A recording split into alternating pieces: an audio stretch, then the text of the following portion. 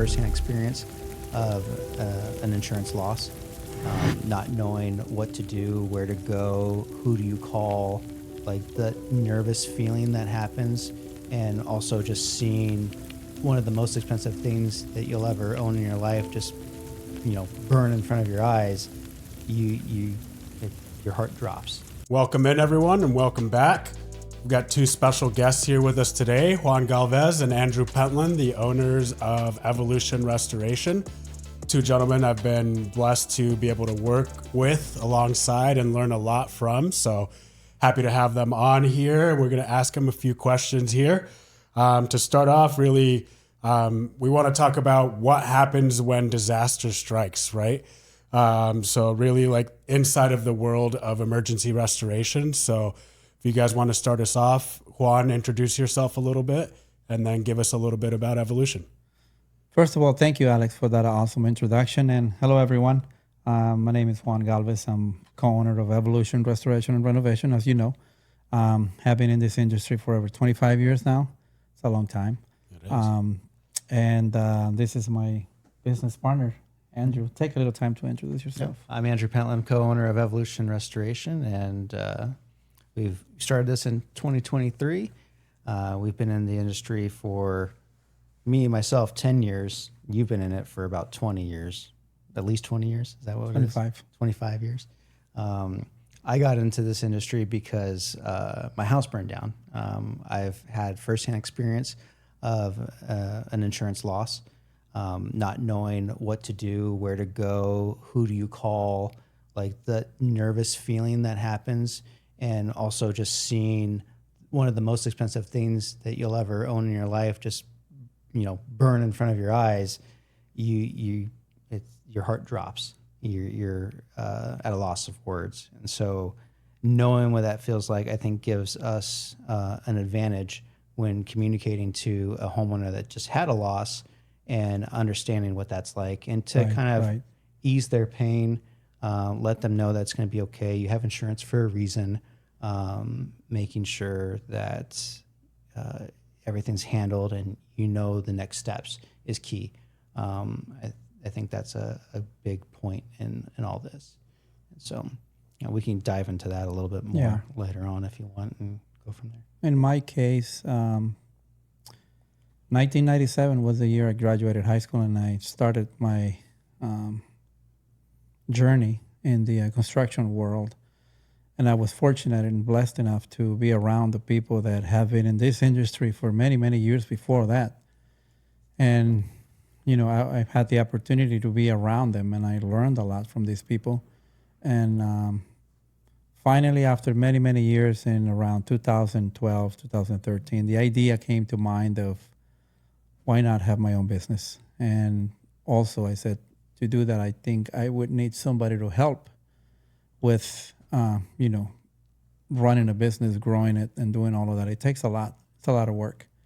And if you don't have the support of someone next to you that, is willing to do whatever it takes to make it work, it makes it really hard. And for most people that could be a given up opportunity.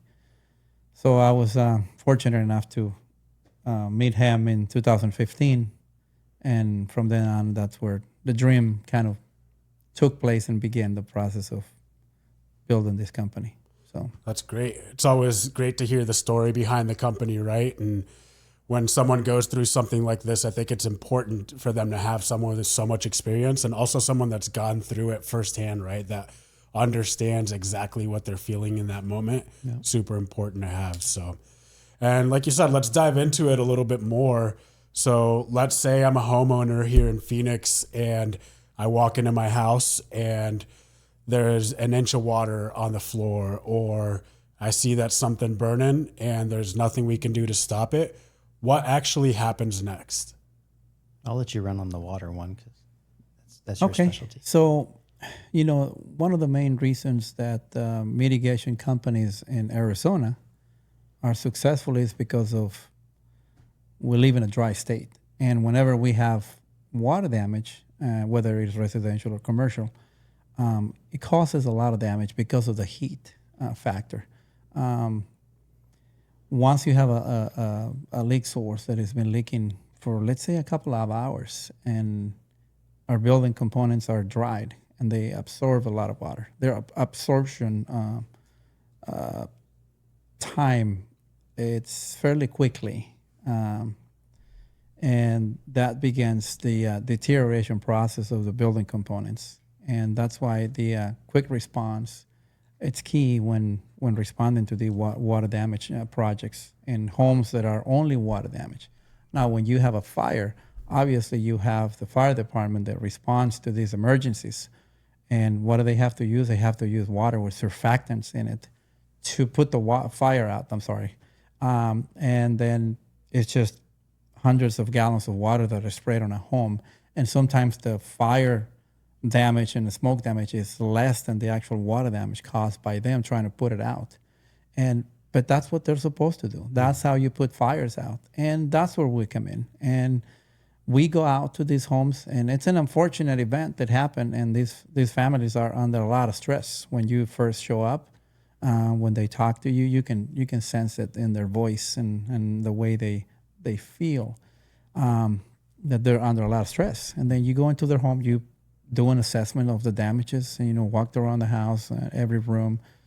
Sometimes you don't even have to take readings with the moisture meters. It's evidence, the water damage, the smoke damage, and the fire damage. In some cases, when there's heavily smoke, you have to do testing in the different areas of concern to identify what wall has more water damage than others. And it begins the process of the mitigation of first identifying the source.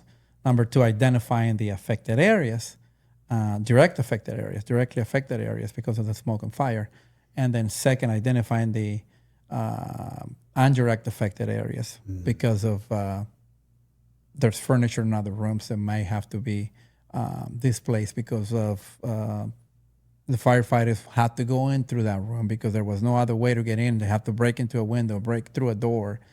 So many aspects that go on. And but those are one of the things that we specialize on. We our response time is fairly quickly. We go out, do the assessment, and more than anything, inform the customer of what the options they have to make an educated decision moving forward with their claim. Whether they're going to file a claim or they're going to pay out of pocket, they now know enough information to say, okay, here's what we need to do moving forward. You want to expand on that a little? Well, when they have that loss, they're still in turmoil. I mean, if this was a fire loss and it just happened, and we're lucky enough to be there right after, they're at a loss for words. They're teared up. You have to be compassionate. You have to understand what they're going through, and tell them the process. Explain that it's not the end of the world. We can put this back together. You have insurance for a reason. And start that process. So we explain to them the steps that will happen. If the first thing is like contents, if there's anything that might be salvageable in there, get a contents company out to try and grab personal belongings, photos, memories that you can't replace. Those are key to try and get out of there, because the longer it sits in that, the more it's going to become damaged. And so getting a contents company out to first pull out the most important items, wedding dress, photos, stuff like that is key. And then that way they have those items out, and they can then make an assessment on everything else. Usually a lot of the items are not salvageable, and it'll just eventually get tossed. That's a whole other process with the contents. But then explaining the process of just insurance in general, that an adjuster is going to come out. They're going to do a site inspection of the property. It may be your adjuster. It may be just a general adjuster to kind of get the ball rolling, get some emergency funds going to help, get them back on their feet. When you have a loss, and if you don't have a place to go, you just go stay in a hotel. You're going to have to pay that upfront cost to stay there, but the adjuster will immediately try to make some type of payment to keep that going and make sure that out-of-pocket expense is handled. If you have clothing, that can be cleaned, take that to a dry cleaner, get that smoke odor out of there. So then you have some clothes. Or if you need to buy necessities, keep all your receipts, keep all those things handy, because they will pay for that back. But you have to give proof. Everything in the insurance world has to be justified.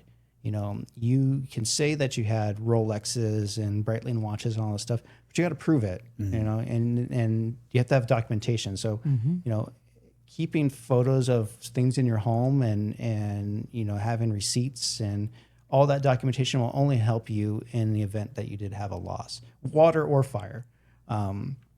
And by justifying all these items to the insurance carrier, your process will go a lot faster. Yeah. It makes life easier for everybody. So an adjuster will come out. It may or may not be the adjuster that you're going to have. Right. They'll do an assessment. And if it is a large enough loss, it may get moved to a larger category of an adjuster. And then they'll come out and they'll do a walkthrough. They'll measure. They'll get photos of everything. And then they'll write up an initial estimate for the repairs. They'll categorize everything, kind of write down what needs to happen to the house. And that's not the final say. An estimate is just an initial estimate to kind of get the process going again. Once you hire a contractor, that contractor will either use that adjuster's approved estimate, or they might write their own, and they can go back and forth about what is right and what is willing to be paid for. Or the contractor can use the adjuster's estimate and do what's called a supplement, and later on supplement for items such as electrical, plumbing, HVAC, these larger ticket items that the estimating software program that is used nationwide may not fully account for. There's a lot of market fluctuation and labor cost and material cost. You can see it now. A gallon of milk is $4 or $5 a gallon. It's copper is going up in price. HVAC parts, tariffs, all these things do account in building a home. When we're going through Canada and dealing with the lumber, like the lumber prices could have skyrocketed and gone crazy. We saw all this during COVID. Prices were cheap to build a house back down now compared to there. Everything's doubled. So what may be $40,000 to frame a house is now $80,000 to frame a house. Electrical used to be $10,000. Now it's $20,000. Like HVAC units were 8 and now they're 16. Like it's real. It's a real thing that's happening.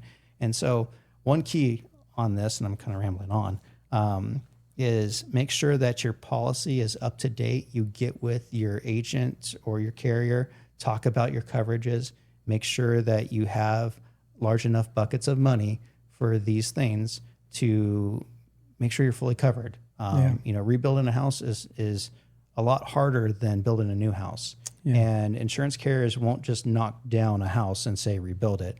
They're going to take the structure that's around it and rebuild it. And so I always give this analogy is you have a Lego set, and it's not, the dinky little small one that's, the $10 kit. It's like the Death Star from Star Wars. And you're taking that and you just smash it on the ground, and you have a bunch of pieces there, and you have no instruction manual. And now you got to make an instruction manual for it that you've never seen before and try to piece this together. So not everything's going to go back 100%. You're going to get it to the best of the ability, and then you take all those pieces and you put it back together on some form of a shell.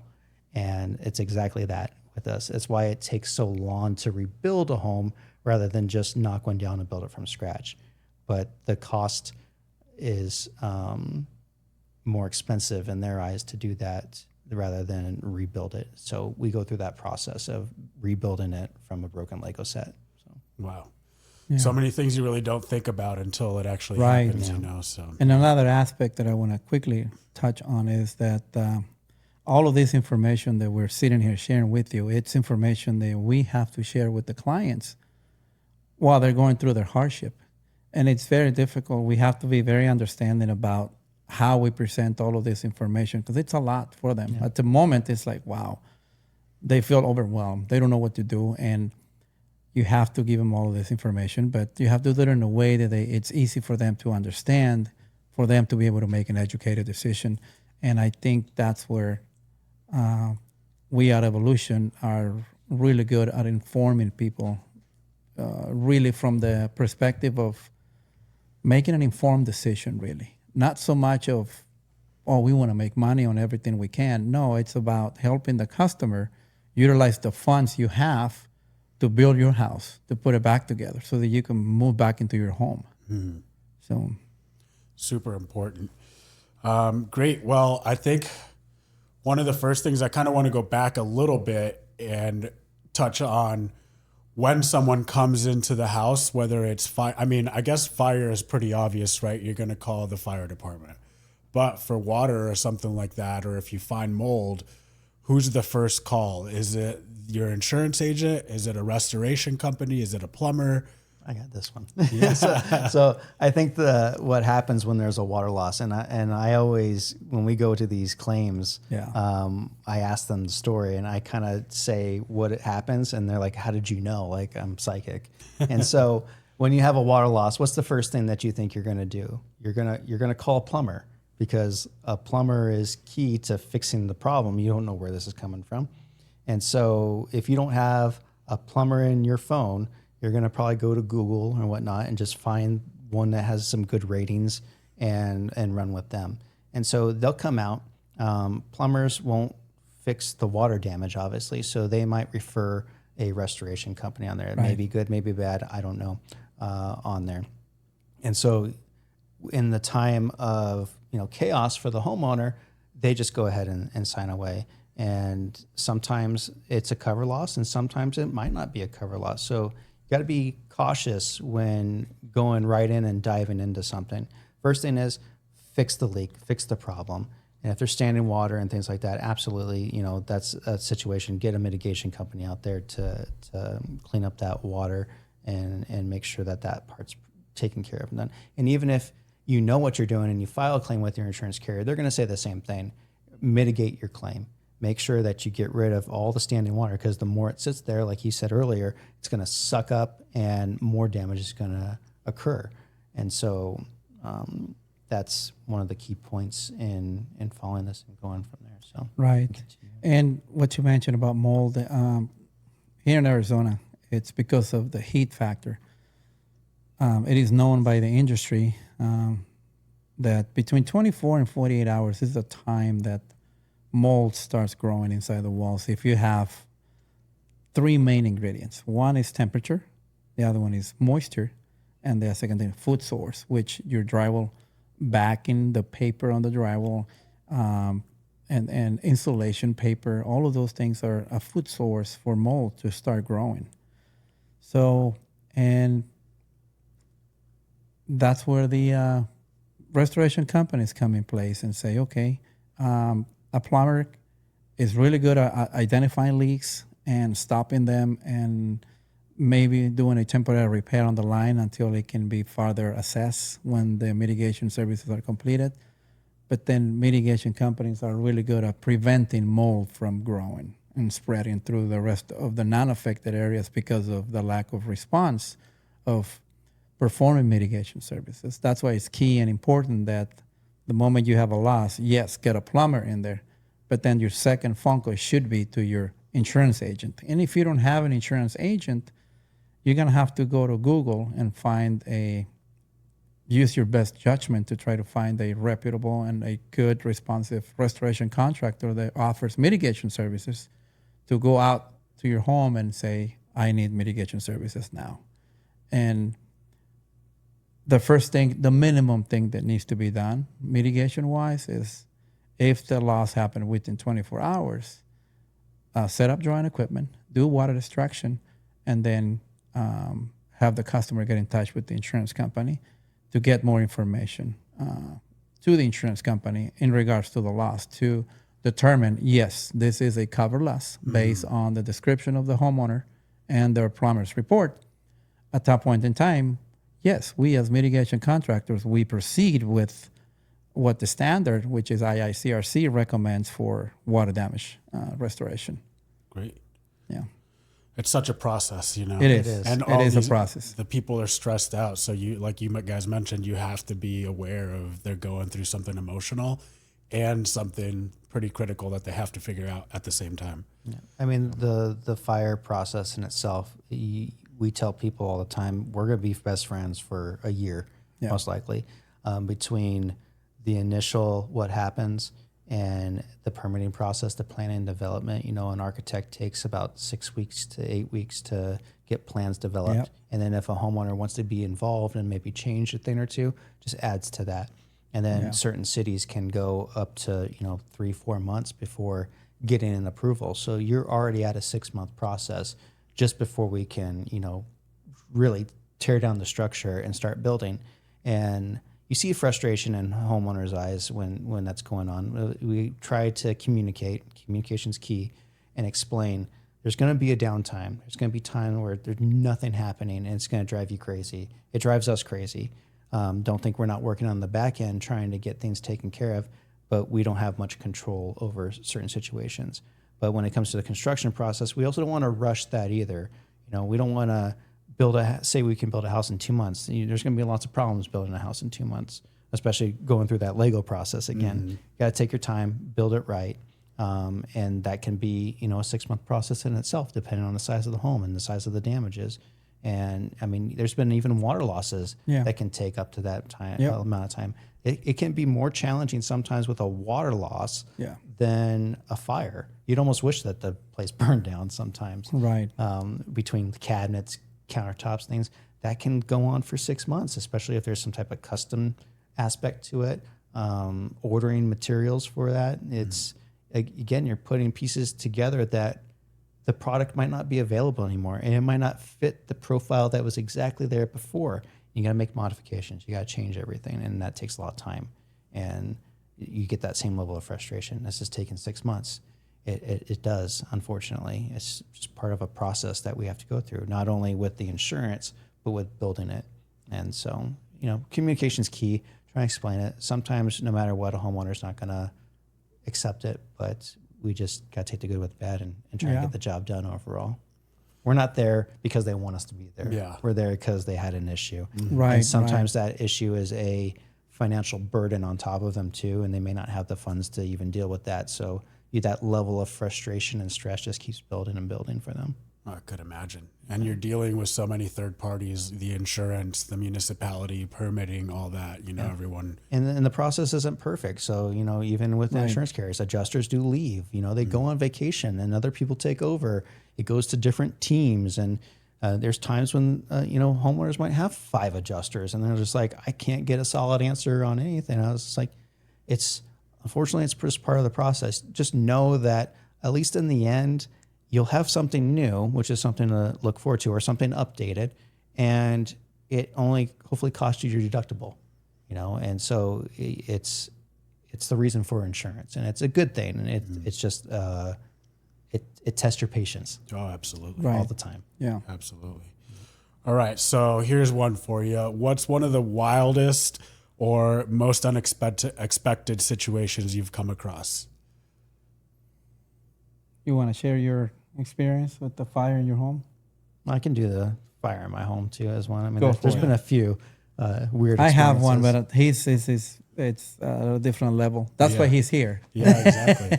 I can do that one. I got one more after that too. Okay. So for my house was, I was never formally in the construction industry, but I knew how to fix things and do what I needed to do to home. Me and my wife bought our first house together, and we started renovating it. And I was knocking out soffits. I was knocking down walls, tearing the house apart to make it a little more open and reburn. The house had aluminum wiring. It was built in the 70s. It's not a key construction component for electrical. It should be copper. But during that era, it was okay to use. And so what ended up happening was the original homeowner built from the carport a garage. And they just tapped into a wire they shouldn't have tapped into. And they didn't just do it the right way. They cut it into like 3 different pieces, twisty tied it together, wrapped it up in some tape and buried it in some insulation and called it a day. Well, I was the lucky winner to find that circuit and accidentally create a short circuit on there. And usually when you create a short, that will trip a breaker. And you're when you plug something in, it trips, you're like, oh, I'll go outside and I'll go turn the breaker on and it starts working again. Well, I was wrapping up. I go ahead to push the garage door to close it. It wasn't working. And I'm like, well, that's strange. Like I had the power on. So I go out and the breaker is on. So I shut it off and I just go back in, just check everything and, go back out, turn it on. And I go to push the garage door. Nothing's happening again. Like what's going on? So I start thinking, and I know that there was some weird wiring that was up in this attic and over in an open area that I had. I go look, and there's just a ball of fire. My heart drops. You don't know what to do. Yeah. You're just seeing flames just crawling up the attic, and you're like, oh my gosh, like what's happening? I run. I know where the hose is. I go to the backyard. I go grab the hose, hook up to the front yard because it wasn't long enough. Calling 911 as I'm doing this, turn on the hose, and then I'm like, you got to get over here. There's a fire in my attic. And they're like, okay, we'll be there. Luckily, the fire department wasn't too far away. And I go and I start fighting the fire. I start spraying up in the attic. It goes out in that spot, but just starts bellowing smoke. And at that point, I'm like, I can't fight this anymore. I look over to the kitchen area, and I see flames over there, too. I'm like, there are flames just all over my head right now, this above the drywall. And I'm like, there's nothing I can do. Drop the hose, run outside right when the fire department's pulling up. It was just one truck. They thought it was just an electrical short. They didn't think it was like a full-blown fire, so they're calling other trucks too. I'm helping them hook up the hose to the hydrant, doing whatever I can to let's mitigate this fire, essentially. And they brought, 3 other trucks. It was probably borderline newsworthy, but it didn't get to that level. They put it out. And as they're wrapping up and starting to put everything away, I'm just sitting on the front of the fire truck. I called my wife and I'm like, the house just burned down. And she thought I was joking. She's just like, no. And then she heard in the background the fire department. I'm like, you need to come down here and just, take a look or whatnot.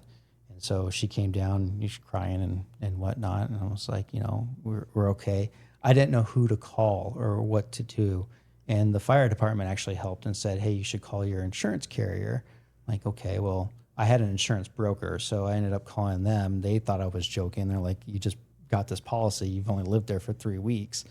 And I'm like, no, I need it. And so they referred someone to at least just do the board up to make the house secure in the process. They're like, you don't have to choose these people, whatnot. Just go ahead and, listen to them and at least get the board up covered because you have broken windows, right? I'm like, yeah. So I call them up. They start heading over, but then the house catches on fire again. They didn't get it all put out. And the big reason why it just kept catching on fire was the insulation was 40 years old. After a certain amount of time, insulation turns into paper and it just lights up like a Christmas tree. So they went back in a second time. They said, well, we're not salvaging anything anymore. We're going to just knock this down. So they foamed the entire house, the attic and everything, and they knocked down every piece of drywall in the ceiling. And so I was in a foot of just mush on that floor. So they put it out. They put a Bluetooth smoke detector there just in case it went on fire a third time. And then the restoration company came out, talked to them for a couple hours. They boarded up the house. I learned a lot that day, and then the process started for me. Having to pick a contractor. I ended up picking the same one that did the board up.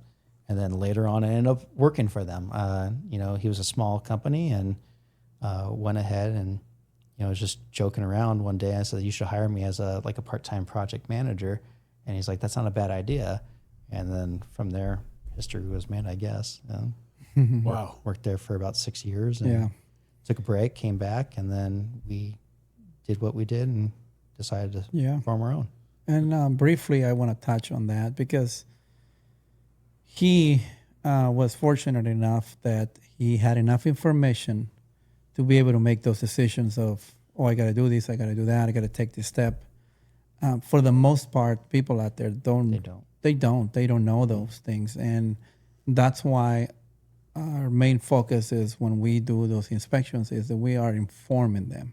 And we always tell them that you don't have to use our services. Just because we're here and we're giving you all this information, it's up to you to choose us, or you can call another contractor. But now you have enough information to make an educated decision of what is best for you. Mm-hmm. Maybe both of us are going to provide the same quality and level of work, but it's who you feel confident that is going to bring you back to your home. That's the most important thing. And, we have been fortunate enough that people are choosing at higher rates than other contractors.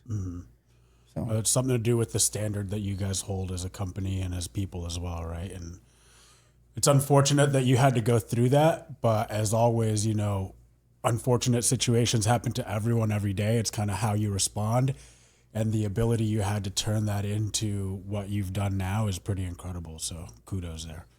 thank you. All right, one more for you. What do most people get wrong when something like this happens, or even before it happens?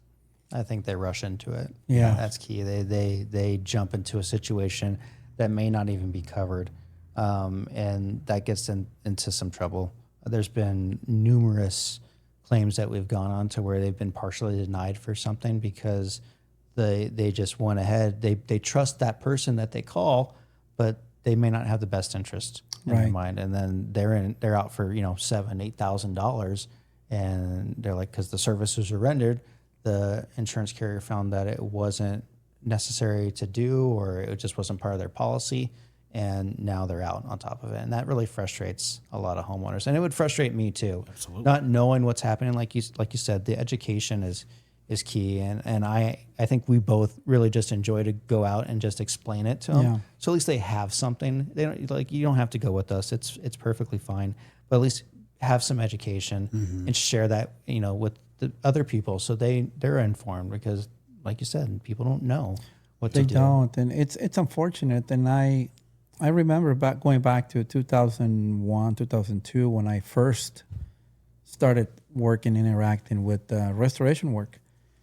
And since then, I've noticed that there was a lack of information on the customer, that they were rushing into making a decision, choosing a contractor with very little information, and it was causing more problems for them at the end than really helping them get out of the problem they were in because of the situation, the loss they were going through.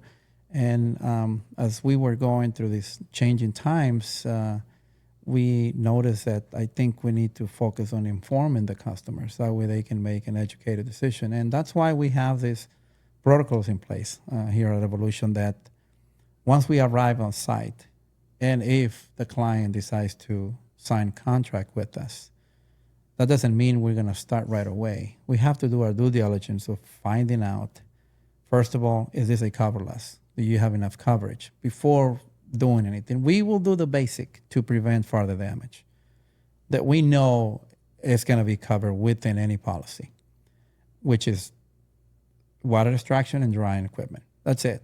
Then we have to do our due diligence by finding out from the insurance company and insurance adjuster, is this a coverless? Do they have enough coverage for this loss? All of those things are part of our due diligence to find out that our customer is going to be taken care of and not in a deeper problem than where he started it. That's why information is key. Absolutely. There are times when they don't have enough coverage, and why put money into the rebuild process and starting with it rather than just try to harness as much as that insurance carrier is going to pay out and sell the property as is and try to start new again, somewhere else. That sometimes that's the best option that homeowners can do, because you're going to have a $300,000-400,000 bill possibly, and you only have $200,000 in coverage. You're going to have to put out a second mortgage on your property that may not be worth that. You got to really think about it and make sure that that's the right decision that you want. And we've had multiple conversations with homeowners to let them know. It's like there will be companies that will go in there. Oh, let's just get this, clean it up and get it ready, and get our portion of it, and then let them know that they can't do it. It's not the right thing to do. Like, It's not. You're taking money away that they need to survive potentially. I mean, we've seen this with 70 and 80-year-old people. We've seen this with 40-year-old people, and it can be a struggle. And It's unfortunate, but it's happening, and I think that's where we are a little different than other contractors. That we really are there to help the customer be in a better situation once it's all figured out and they're out of that problem they, or that situation they're in because of a water loss, a fire loss, or whatever happened. I think that's why we are called restoration contractors, because we're restoring, their homes. We're restoring their lives, to a pre-loss condition, and sometimes even better than that.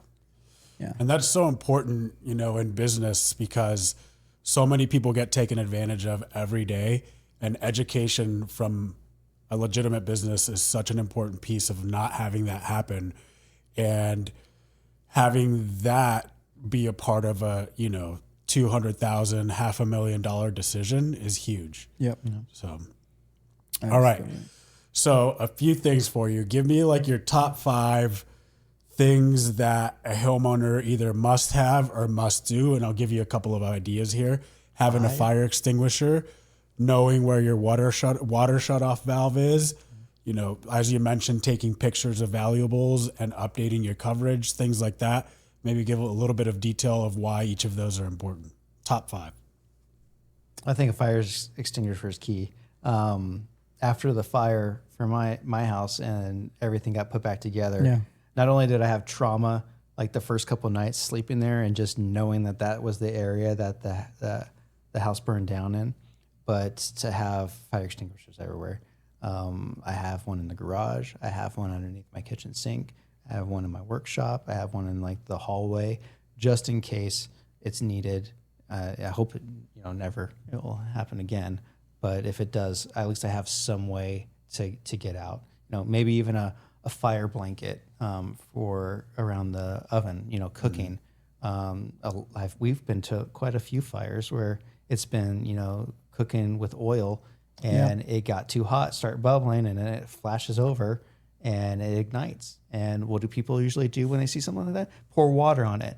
It's like a Christmas tree. It just lights up. And so, people aren't grabbing salt and baking powder on there. And so to either have a fire extinguisher or some type of blanket to cover it will definitely save you hundreds of thousands of dollars. So yeah, the two things when I go out to do initial inspections for sometimes water damage or fire damage is the two things that I always recommend to people. And this is unfortunately after they went through an incident, but I said for future references, you should always understand your home, know where your electrical panel is at so you can turn off the power immediately if it's possible, and know where your main water shutoff is at to be able to shut it off if one of your pipes is leaking, then and you have no idea how to stop it, then you go to your water main, turn it off. And but it's unfortunate because it's until they went through that loss, now they're like, okay. And I go back to the information part because it's key, and most of our clients are not well informed in those things because you don't think about those things ever. You don't prepare for this kind of disaster.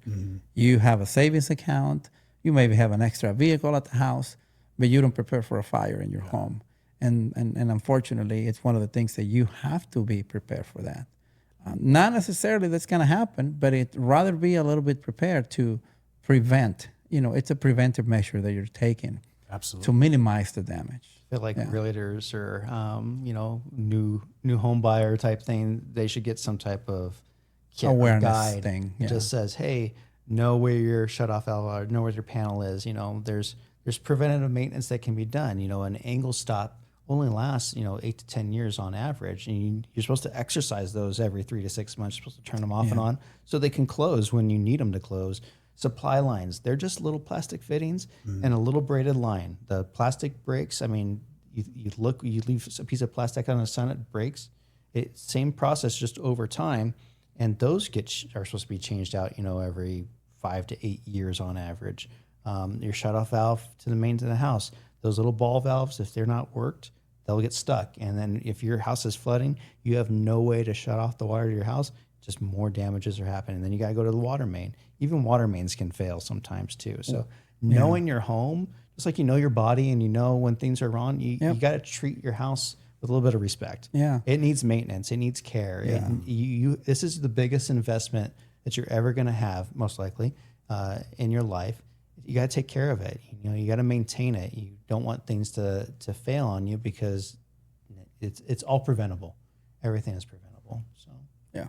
Those are great notes. It's kind of like you said, it's like your body, right? You've got to take care of it. There's maintenance, and it's really important to be prepared, especially on things that you don't know and don't think about like that, because that's a really expensive next time note, So you take care of your car, you put gas in it, you change its oil. And what do you do with the house? You service its AC unit. Do you take it? Because these things all break. It's a big machine.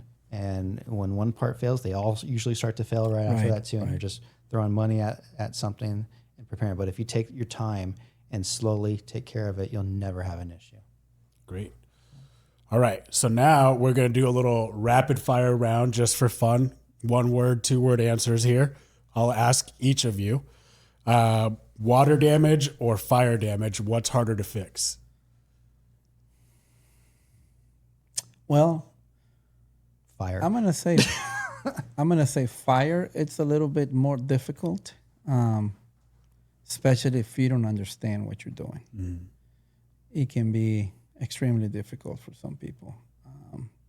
Then water damage will definitely come in second place. But it goes back to, if you're a competent contractor, you'll know what to do and how to handle every situation.